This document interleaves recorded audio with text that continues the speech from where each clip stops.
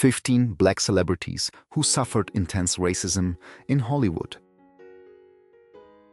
What if the Hollywood legends we celebrate today had to fight racism just to remain on the screen behind the Oscars? Glamorous premieres and unforgettable performances were humiliations rarely captured by the cameras. Hattie McDaniel made history while segregation kept her apart from white colleagues. Lena Horne watched Hollywood restrict how her image could appear. Sidney Poitier carried expectations no white leading man was asked to bear, while stars generations later continued confronting stereotypes, unequal treatment and racist abuse. These are not simply stories about fame, they are stories about dignity and resistance. Which experience will shock you most? Stay until the end, comment below and subscribe to Golden Black Legends as we uncover the struggles behind Hollywood history. Lena Horne. When Lena Horne signed with MGM in the early 1940s, Hollywood appeared ready to embrace a glamorous black star. She had beauty, sophistication and a voice that could command a nightclub.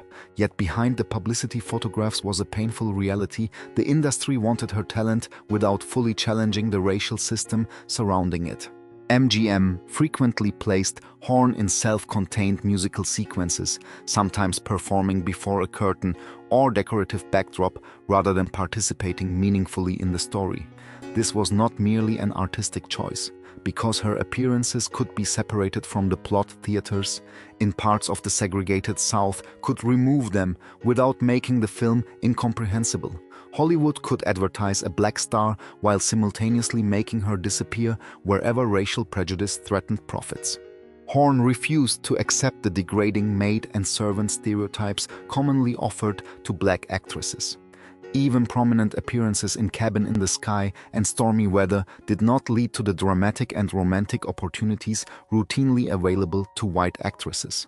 Her refusal to compromise protected her dignity, but it also narrowed the roles studios were prepared to give her. Her resistance continued away from the camera. During World War II, Horne objected to segregated military entertainment and became increasingly involved in civil rights causes. Her political associations later contributed to professional difficulties during the Red Scare, further restricting screen opportunities. But Hollywood's limitations never defined her worth. Horne rebuilt and expanded her career through recordings, television, nightclubs, and Broadway, eventually achieving enormous acclaim with Lena Horne, The Lady and Her Music. Hollywood once structured Lena Horne's scenes so they could be erased. History did the opposite, it made her impossible to erase. John Boyega. When John Boyega appeared in the first trailer for Star Wars: The Force Awakens in 2014, he was visible for only seconds. Yet the sight of a black man wearing stormtrooper armor triggered an ugly racist backlash online. Some viewers questioned whether a black stormtrooper belonged in Star Wars, while others promoted boycott campaigns and directed racist messages toward the young British actor. Boyega initially answered confidently, telling hostile fans to simply get used to it. But success did not make the pressure disappear. Finn was initially presented as one of the new trilogy's central characters, and Boyega later expressed disappointment that the character became less developed as the films progressed. In a widely discussed 2020 interview, he criticized Disney's handling of characters of color, arguing that black representation had been heavily promoted before Finn's narrative importance diminished. Boyega also described subtler problems behind the scenes. He spoke about stylists who resisted some of his clothing preferences and hair professionals who lacked experience working properly with black hair. These details revealed that representation was about more than simply placing a black actor in front of the camera. Speaking publicly carried risks. Actors criticizing blockbuster franchises can easily be branded ungrateful or difficult. Boyega nevertheless refused to remain silent simply because Star Wars had made him internationally famous.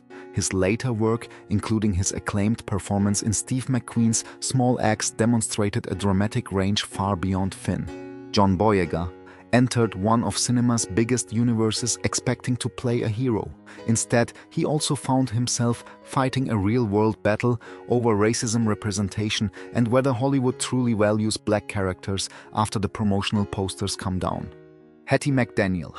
On February 29, 1940, Hattie McDaniel accomplished something no black performer had ever achieved before she won an Academy Award. Her portrayal of Mammy in Gone with the Wind earned her the Oscar for Best Supporting Actress, yet the very evening that made history also exposed the racial system surrounding her success. The Academy Awards ceremony took place at Los Angeles' Ambassador Hotel, which operated under segregation. McDaniel and her guest were seated separately from the film's white cast. Hollywood could place an Oscar in her hands, but racial discrimination still determined where she was allowed to sit. The humiliation had begun earlier, when Gone with the Wind held its celebrated Atlanta premiere in December 1939. McDaniel and other black cast members were excluded. Her image helped make the movie successful, yet segregation prevented her from participating equally in its public celebration. Winning the Oscar did not suddenly unlock diverse opportunities. McDaniel continued receiving domestic roles, maids, cooks, and servants because Hollywood offered black actresses extraordinarily narrow possibilities. She also faced criticism from some black activists who believed such characters reinforced stereotypes. McDaniel defended her choices within an industry where rejecting available roles could mean having no career at all. Her resistance extended beyond filmmaking. When discriminatory housing covenants threatened black homeowners in Los Angeles' Sugar Hill neighborhood, McDaniel became part of the struggle against exclusion. She died in 1952 at only 59. Hattie McDaniel broke Hollywood's highest racial barrier while segregation still followed her into the room. Her Oscar proved her talent. The separate table proved how far America still had to go. Viola Davis. Long before Hollywood celebrated Viola Davis with Emmys, Tonys, and an Academy Award, she encountered an industry where race colorism and narrow ideas of beauty could shape which black women were considered worthy of opportunity. Born in South Carolina in 1965 and later trained at Juilliard, Davis possessed formidable theatrical credentials. Yet screen work frequently placed black actresses in familiar categories: maids, struggling mothers, addicts, and women defined primarily through hardship. Davis has repeatedly challenged the idea that professional success automatically means equality. One experience was particularly degrading. Davis recalled that a director who had known her for years once called her Louise, the name of his maid. For Davis, such moments reflected something deeper than a simple mistake: the ways dark-skinned black women could become interchangeable or invisible within predominantly white professional environments.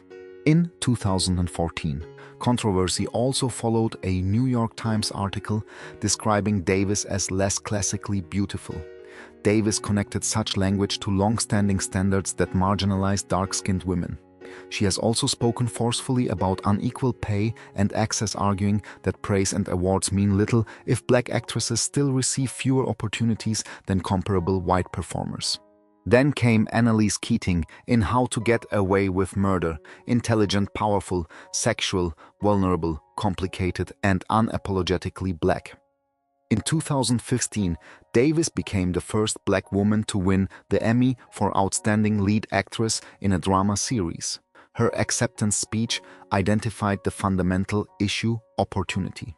Viola Davis did not simply demand that Hollywood applaud black women. She demanded that it imagine them fully and recognized that representation without equal opportunity is only another beautifully decorated barrier. Sidney Poitier. Before Sidney Poitier became Hollywood royalty, black actors were routinely confined to servants, entertainers, criminals, or caricatures. Poitier entered that environment, determined that success would not require surrendering his dignity. Born in Miami in 1927 to Bahamian parents and raised in the Bahamas, Poitier developed an extraordinary screen presence. He deliberately rejected roles he considered degrading and instead portrayed doctors, teachers, detectives, workers, and other black men whose intelligence and humanity could not easily be dismissed. That resistance produced one of his most memorable moments in the Heat of the Night, when a white plantation owner slaps Detective Virgil Tibbs. Tibbs immediately strikes him back. Poitier insisted that his character could not simply absorb racial humiliation without responding. The scene became a striking cinematic rejection of an older Hollywood tradition in which black characters were expected to endure abuse quietly. In 1964, Poitier became the first black performer to win the Academy Award for Best Actor for Lilies of the Field. Yet even an Oscar could not eliminate the racial pressures surrounding him. He remained one of very few black leading men studios were prepared to finance. The expectations were contradictory. Some white audiences found his films provocative, while some black critics felt his characters were sometimes too idealized. Poitier effectively carried expectations placed upon an entire community, while white actors enjoyed the freedom to represent only themselves. Through A Raisin in the Sun, To Sir with Love, and Guess Who's Coming to Dinner, he expanded what black stardom could mean. Sidney Poitier did more than enter rooms once closed to black actors. He changed the image Hollywood was forced to see when those doors finally opened. Dorothy Dandridge. When Dorothy Dandridge walked into the 1955 Academy Awards as a Best Actress nominee, she appeared to have shattered one of Hollywood's most stubborn barriers. Her performance in Carmen Jones had made her the first black woman ever nominated for the Academy Award for Best Actress. Yet behind that historic achievement was a painful contradiction. Hollywood could celebrate Dandridge for one extraordinary night while remaining unwilling to build the career a star of her talent deserved. Dandridge had spent years fighting against the narrow images offered to black actresses. She refused roles she considered degrading and sought characters with romance independence and emotional complexity. But studios remained deeply resistant to casting a black woman as a conventional romantic lead, particularly opposite white actors. Her beauty was praised constantly while substantial opportunities remained scarce. The discrimination extended beyond movie studios. While performing in segregated Las Vegas, Dandridge could headline shows for white audiences, yet still encounter restrictions at the very hotels benefiting from her talent. Fame did not automatically grant equality. After Carmen Jones, the breakthrough roles many expected simply did not arrive. Island in the Sun generated protests because of its treatment of interracial romance, while Tamango created controversy with an interracial kiss. Dandridge died in 1965 at only 42, leaving behind the haunting question of what her career might have become in a less restrictive industry.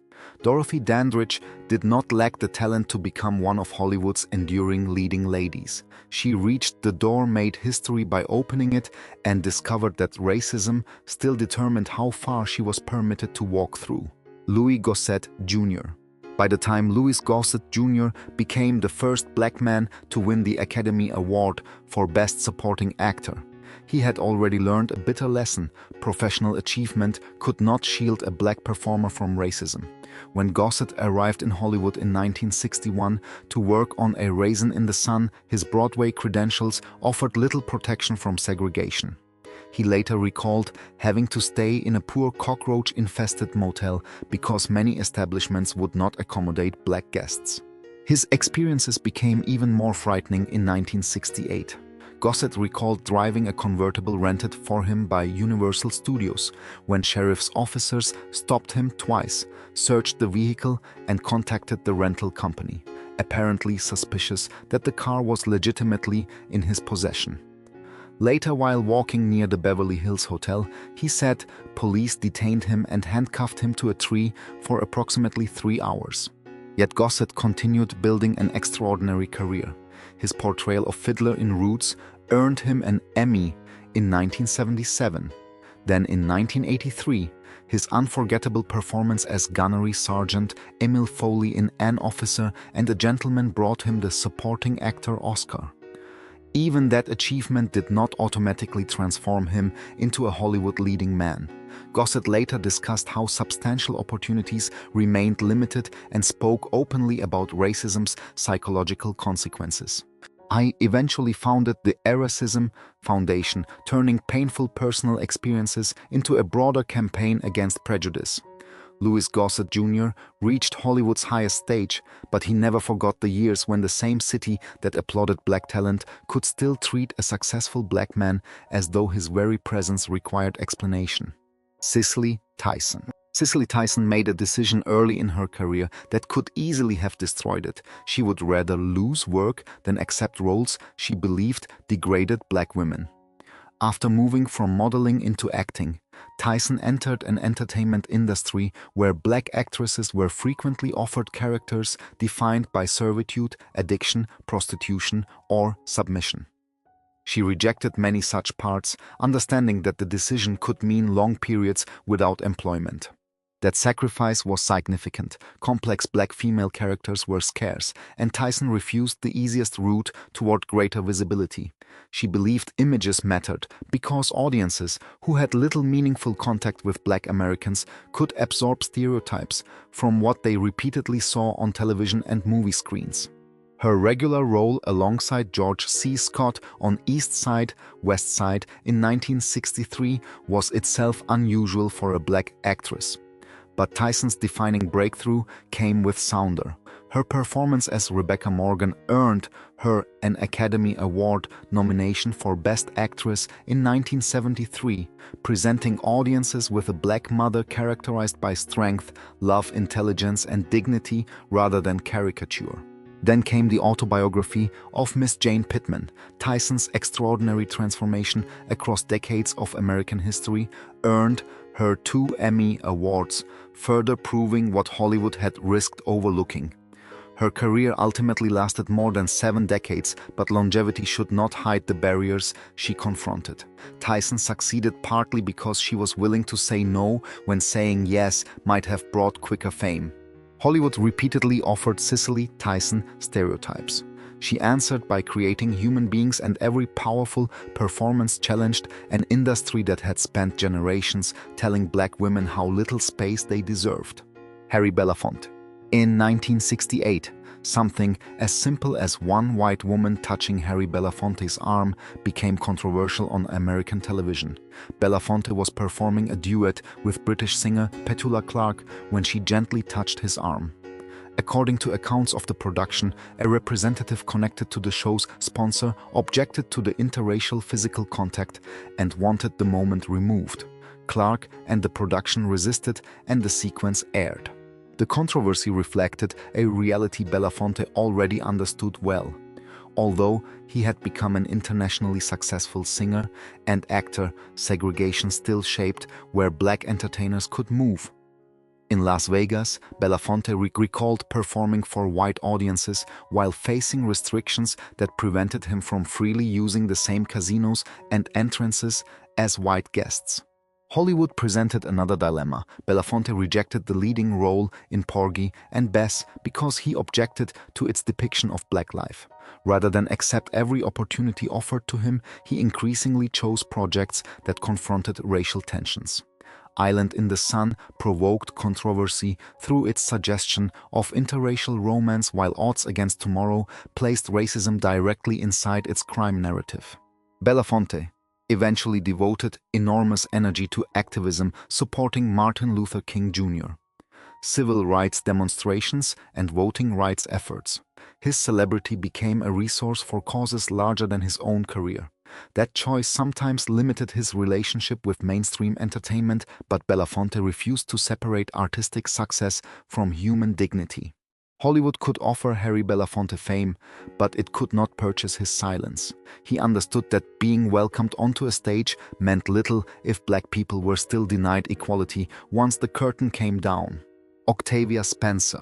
When Octavia Spencer won the Academy Award for Best Supporting Actress for The Help in 2012, it should have marked the beginning of dramatically broader opportunities. Instead, Spencer later revealed something astonishing. She estimated that around 90% of the roles offered to her afterward were still maids. The irony was painful.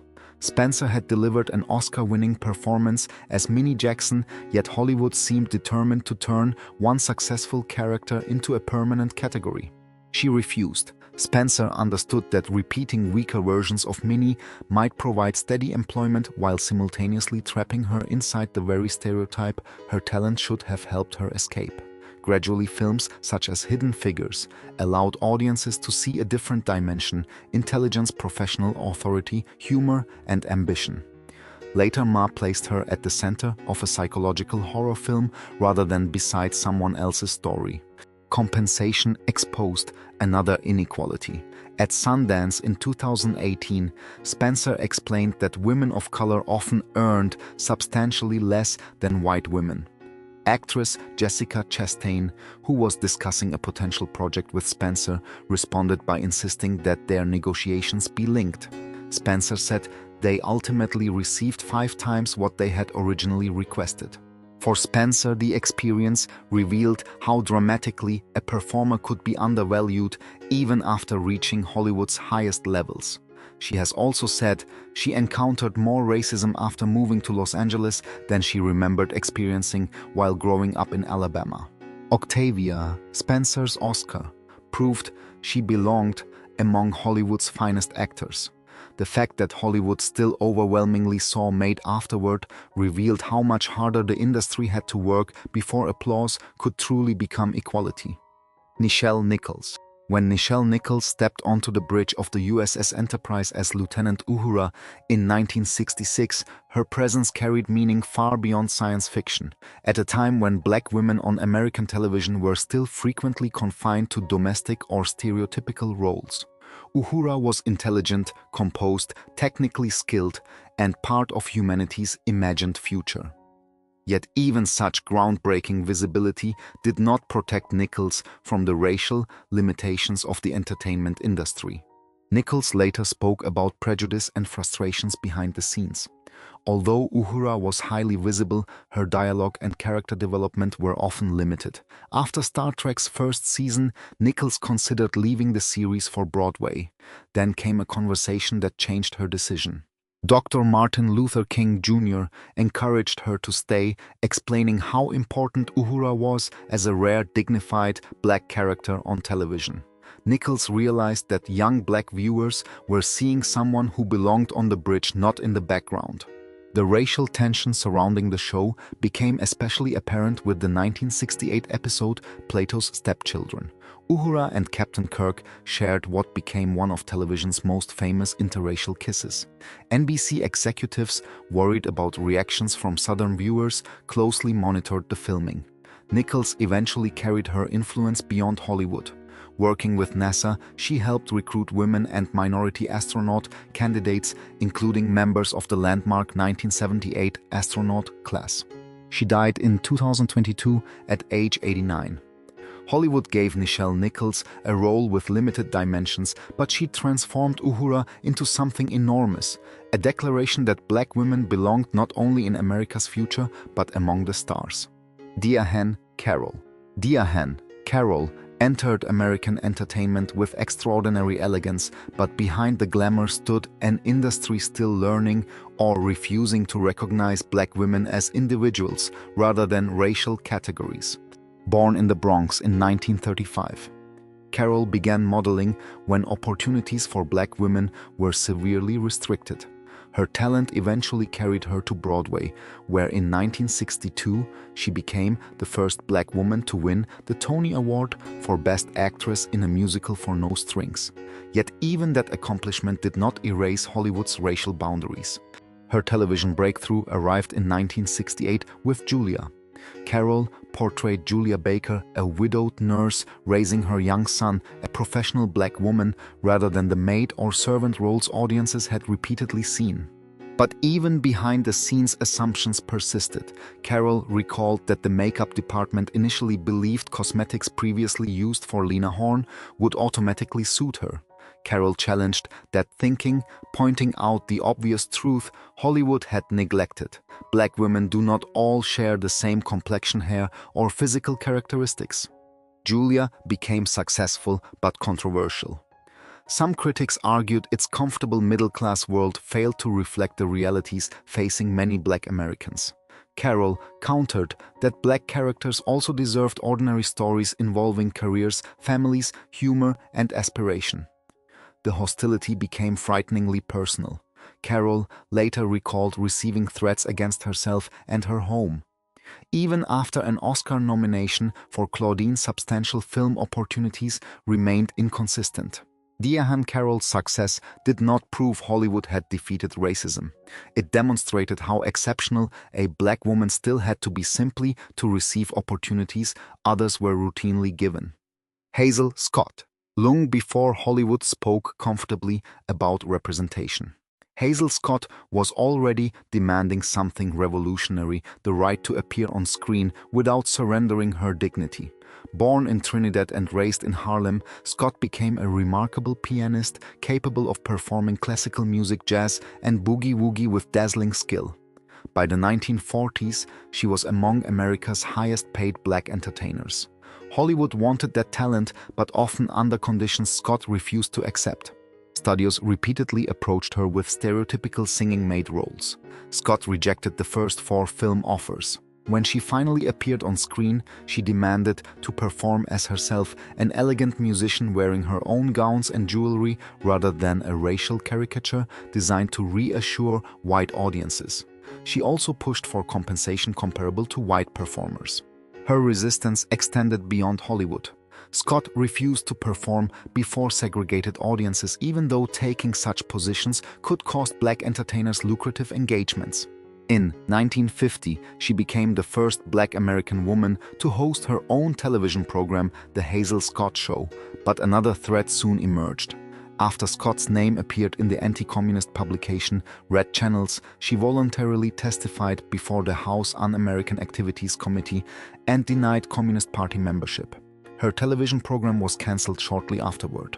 By 1957, Scott had moved to Paris. When she returned to America roughly a decade later, the career landscape had changed dramatically. Her professional setbacks involved both racial barriers and Cold War politics, so reducing everything to racism would oversimplify her story. But Hazel Scott made one principle unmistakable: Hollywood could hire her talent, but it could not purchase her willingness to portray herself as inferior. Gabrielle Union. For Gabrielle Union, racism in Hollywood was not always expressed through an obvious insult. Sometimes it appeared in the characters she was expected to play, the treatment of Black hair behind the scenes, or the consequences of speaking when she believed something was wrong. After breaking through with films such as Bring It On and Deliver Us from Eva Union, found herself navigating a familiar Hollywood stereotype. She later described encountering roles built around the sassy, Black best friend characters with little independent emotional life compared with white protagonists. The problems were not limited to scripts. Union has spoken about hairstylists on productions who lacked sufficient experience working with textured Black hair. Black performers could therefore find themselves preparing or protecting their own hair while working inside productions supposedly equipped to support professional actors. In 2009, her departure from America's Got Talent generated a much larger controversy. Union raised concerns about racially insensitive incidents and workplace culture. Reports also emerged alleging that some of her hairstyles had been characterized as too Black for the program's audience. Accuracy matters here. Union subsequently filed a discrimination complaint alleging retaliation, while NBC disputed parts of her account. The parties ultimately reached a settlement, so disputed allegations should not be presented as though a court conclusively established every claim. Union continued acting and producing while openly discussing racial inequality in entertainment. Her experience illustrates a quieter form of Hollywood discrimination. An industry can invite Black performers into the room while still expecting their voices, appearances, and identities to fit standards created without them in mind. Taraji P. Henson. In December 2023, Taraji P. Henson began crying during an interview while discussing compensation in Hollywood. This was not an inexperienced actress struggling for her first opportunity. Henson had spent decades working, earned an Academy Award nomination, and created one of television's most recognizable characters as Cookie Lyon on Empire. Yet she said she was exhausted from continually fighting to prove her financial value. Her frustration had deep roots. For the curious case of Benjamin Button, Henson has said she was initially offered only $75,000 despite appearing alongside highly paid male stars. She negotiated upward, but after taxes and professional expenses, she argued that the reality behind a Hollywood salary looked very different from what audiences imagined.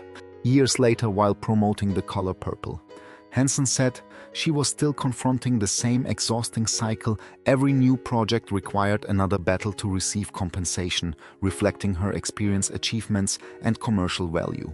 Her argument extended beyond one paycheck. Henson has repeatedly discussed the structural difficulties Black actresses face, including limited roles and the financial pressure created when the same small group of Black performers competes for fewer major opportunities. Careful wording is important. Not every compensation dispute involving Henson has been legally established as racial discrimination. Her own public comments instead frame the problem as a broader pattern of unequal opportunity and valuation. The emotional toll was nevertheless unmistakable. She admitted that constantly fighting for her worth had sometimes made her consider leaving acting. Taraji P. Henson reached the level Hollywood tells performers to dream about, only to reveal that for a Black actress reaching the top did not necessarily mean the fighting was over. These stories force us to confront an uncomfortable truth. Breaking barriers did not mean breaking free from racism.